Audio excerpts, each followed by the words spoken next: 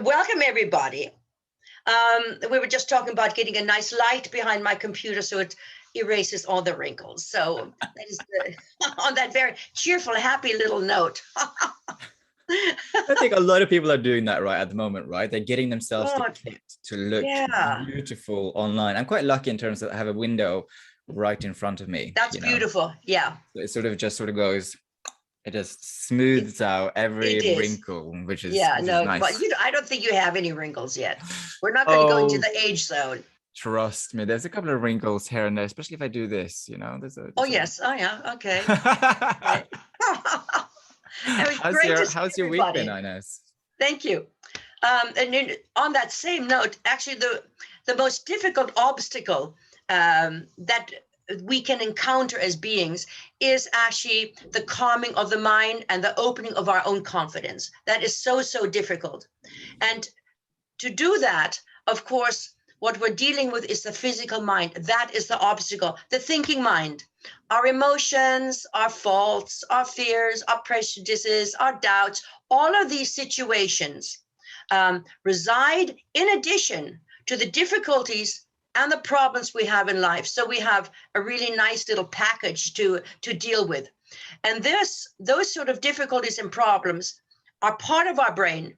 It is the physical brain, and that part of the brain, the physical, is which requires the concentrations. Hence why Thor and I are always going back to the concentration, the preparation. Whatever we want to do, down with hand, whatever we want to do, we still have to prepare the mind. We have to get in situ to what we are wanting to do. So the discipline, the want comes from ourselves. And this requires a huge amount of strength of purpose, for the simple reason life is full of problems.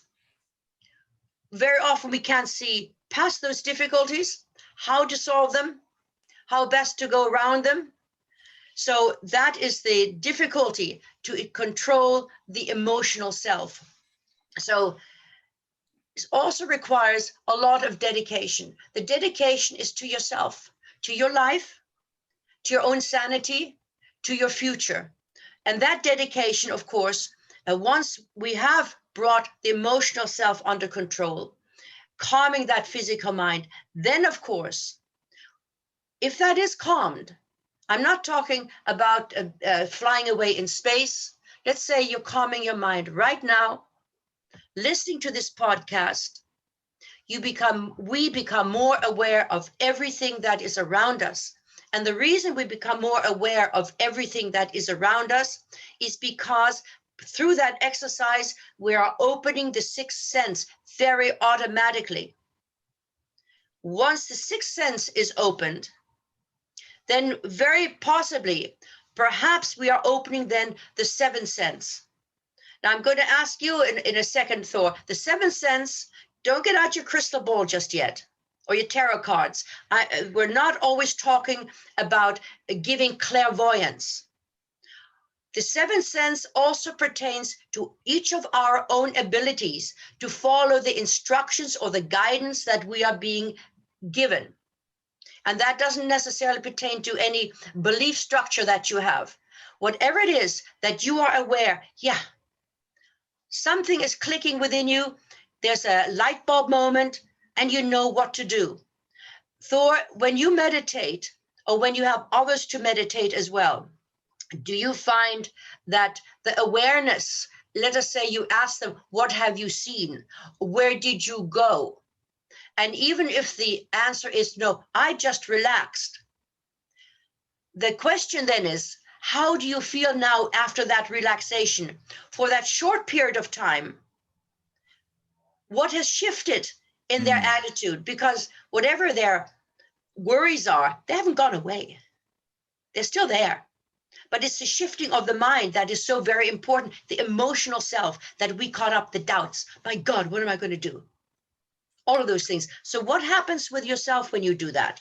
Yeah, so this is really interesting because it's something I have been thinking a bit about, because it's okay, where am I heading with this? So basically where I'm heading with this is I find the meditation, as a very, very interesting or valuable instrument to like take a step back, because the thing is like when you're at work with your friends and so on and so forth, you're like bombarded with other people's opinions and like societal expectations and all that kind of stuff is sort of thrown at you all day long, right? And it has an influence on the way that you feel, think, and behave. But what I really often find when I've sort of been in like a discussion with someone, and it maybe not get heated, but you know, you have a discussion, and it's really interesting then to go back into the meditation and just be like, actually, what do I think?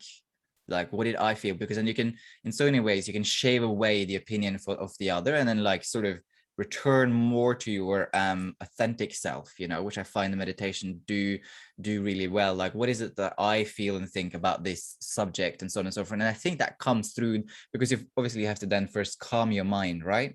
And then when you calm your mind and you then can shift, which is exactly what you were talking about, and then you can look at it from a different perspective, or like your own perspective in so many ways. And I think that's just super, super useful. So yeah, definitely during a meditation, it's a really, really useful way to calm. What you were saying within the groups, what we also did, we had open-eyed meditation. So you didn't have the comforters closing down the world around you. But with that theory, when you're able to do that, also, let's say you said heated discussion, or it's just important, doesn't always have to be negative, but that your mind is thinking, that you are actually able to, the brook of water that we utilize in visualization is the difference between I am here now, I'm listening to someone ranting and raving because they have an opinion. You step over that, you hear the ranting and raving, totally aware of what is being said. But you step over that line, you see that, you visualize that little brook of water. That's your brook of water. You step over it, and the mind, because it has been trained, you have trained your mind to let go with that line, with that little step. It clears. You hear the conversation, perhaps the point they are trying to make unsuccessfully, in a different form. However, if you're able to see past what they are or into what they are trying to see, you could maybe get a wonderful compromise, or you could get someone on board your train, that they are now in your camp because they realize that you understand where they're coming from, and they did not have the ability to articulate themselves in accordance to your understanding. So that brook of water is so, so important. And that is controlling the emotional self instead of going for the jugular. Say somebody says something, okay, let it go. Sticks and stones, you know, that sort of philosophy. But that's interesting, Thor. Yeah. Don't get me wrong, though. Sometimes the brook of water does not do anything, and the mind just goes like, but it's really, it's still, you know, it's still when it works, which it often does, but not always. It is such a powerful instrument. It's like what I'm trying to say is like you have something in your arsenal, right? What do you say? Yeah, that's it. You have in your arsenal, you have this thing which other people may or may not have, and it's a really important thing to cultivate. What I find in those moments, what you just said, this is only what because I am also very emotional. Then I could 3, 4, 5. I don't know why it's 3, 4, 5. I can't say too many numbers because then I lose track of the conversation. So that doesn't help me at all. 3, 4, 5. And then I sort of, because I've concentrated on these random numbers, it gets my mind into a different emotional frame or thought frame. And that tends to help me. I use several little bits and pieces in order to, you know, just to get myself under control. Usually what it's all about, if both people get heated up, it doesn't go anywhere. You want to win. You want it your way.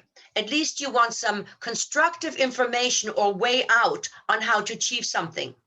And that can only be done through a rational approach. And that brings you back to, you know, I want this to go my way. If things are said or whatever it is out of the heat of the moment, it doesn't have to be negative. But anyway, we all have a path to follow and our own way, what we just said, of following that path of life. And the individuality within us is our guidance and the direction of our life. So you can see perhaps how important it is and beneficial and useful to become aware of your guiding force. And the guiding force is something you feel. The exercises, Thor, that we used to do and that we still do within the group is a sense of, so how did you feel? Did you feel a hand? Did you just feel a lightness? It's a feeling. You don't always see somebody walking over the hill or out of the sunshine. How did you feel? And it's that, say, gut feeling that you know you're on the right path. That is the guidance, because that is the individuality as well. And our ability to follow, to understand, and to accept our path of life, which is hard, is what is then called spiritual development. Because that is then clear seeing. We see a little bit clearer why life, why this, how can I do this? That is then enlightenment and spiritual development. Thor, how do you feel about that?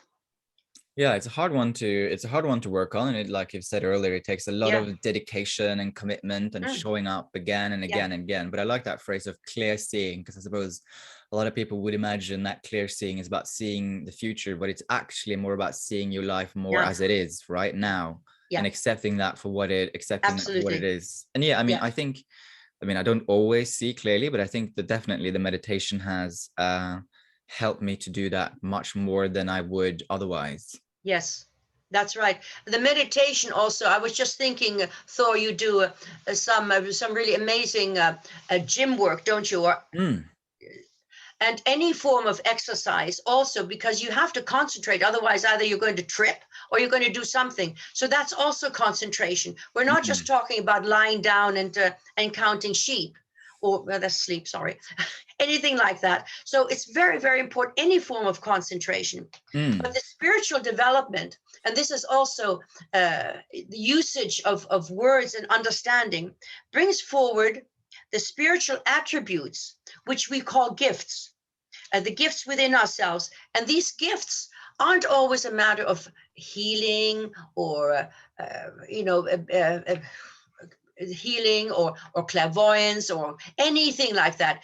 The spiritual gifts pertain to your life, so that our physical life can be as beneficial as is possible. Those are the spiritual gifts which are also come forward through meditation. Latent gifts, perhaps, that you find you can do, that you feel you're able to bring forward. I hope this is all right, Thor, but in September, we're thinking of doing a regressive course, not a course, but a day anyway, or a couple of hours. And through regression, we also can become aware of things that are still within us. Other attributes that we can add to our life now as well. So those are the gifts we're talking about. You don't have to be Mystic Meg. That's not it. You could just have a good life. That's the whole purpose of it, to deal with this night. But meditation, can take a lot of different forms. We know that, we've talked about it. But the visualization that we encourage, what we were just saying, is your means of understanding what contact you are making with the aura of your guide. It is the aura or the spiritual self that moves on. No body, of course. Yeah, no worry about clothes, but with your guides. So that is why the visualization gives us the ability to realize that our contact is being made. And this achievement does not need to cross into the realms of religion. Anyone who's perhaps accidentally switched onto spiritual link and say, God, no, how could I have done this? It does not have to switch into the realms, crossing the realms of religious realms, or any different forms of enlightenment, or even the necessity to obey or adhere to anyone's rituals but your own. That again is the individuality, and that is our guidance. But to have that ability and the confidence to know that whatever you choose, and not what anybody else, or perhaps even with religious connotations or attributes dictates, but yet you feel confident in the way you lead your life and how you think, and how you wish to proceed in life. That is then called enlightenment. And that is often coined with any forms of religion. Religions, awesome, wonderful. It gives us something to follow, but they are still man-made. They still come. And if you do yourself, your own routine, your own rituals, it's man-made. It is as valid as anyone's. And if you're the type of individual that goes against the flow, go with it. Yeah. Maybe that's the reason for it. Yeah. Yeah, exactly. Because enlightenment is about how you deal with your life, right? With the lesson that you've got this time around. It's not necessarily about the rituals and the ceremonies and so on and so forth. It's about how you deal with your life. Absolutely. That's right. I mean, rituals can then give you a purpose, but they're not there. They are not meant to take over the thinking mind. We are supposed to be ourselves.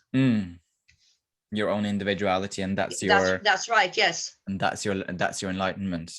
Absolutely. And on that exact same note, regardless of the philosophies that anyone has, and we can come very close to what everyone thinks or might believe in, and it matters not where in the world that we might travel, those philosophies are only ever made more difficult and complicated by the minds of man. No one else, only another physical mind. The truth, though, is very simple. So why complicate it? Complication, long words, means that, say, if we just take Thor and myself, are more advanced than you are, because the wordage that we used, you are not able to understand. If we gave the same, let us say, information in terminology that everyone could understand, and you have the ability to question, to criticize, isn't that a little bit better? I think so. Yeah, I do too. Yeah, I definitely certainly think so. Yeah, because understanding, it is basic understanding. And how many times, let us say you go to a church service. Well, I don't speak Latin. I think some of the services are now in English, though. Yeah, I think so. However, because it has not been brought up to, say, the 21st century lingo, it is still very obscure what you are meant and not meant to do. And also the do's and the don'ts. I wouldn't mind hearing. I often get very disappointed, especially at Christmas time, when you want that, that cozy feeling. You've gone to church, there it's midnight or something, whatever it is. And then I get so disappointed. There's no message. There's nothing.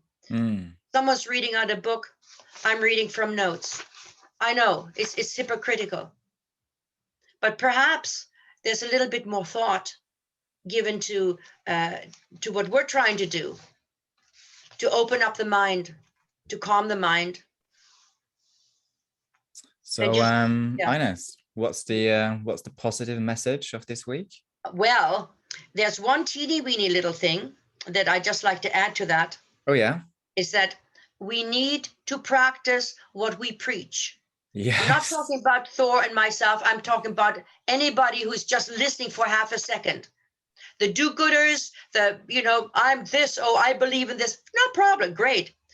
But don't we all respond to a little kindness? It's important to show empathy and a little understanding to our fellow man, and perhaps give that little bit of confidence as well. It's important to practice what we preach, because this empathy is born out of our own conscience when we truly become totally aware of another's needs. What else is there really in life but to have been of help to somebody else? And we are of help, whatever job we have. Yes, we get paid for it, but we're still helping that corporation, the products, whatever it is. We are still of help to somebody else.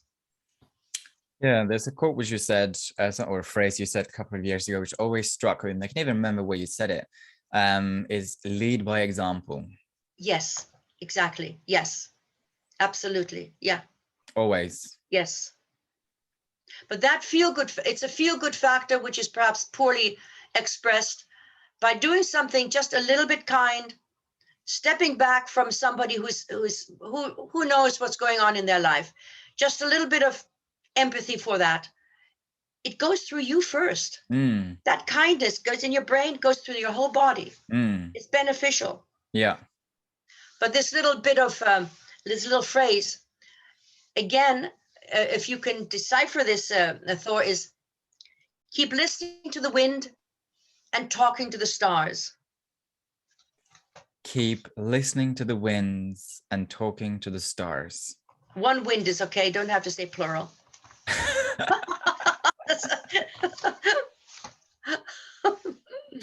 Yes, that's a lovely phrase, Ines. Because the wind is communication. That's in the ethers. Yeah. And that is the sixth sense.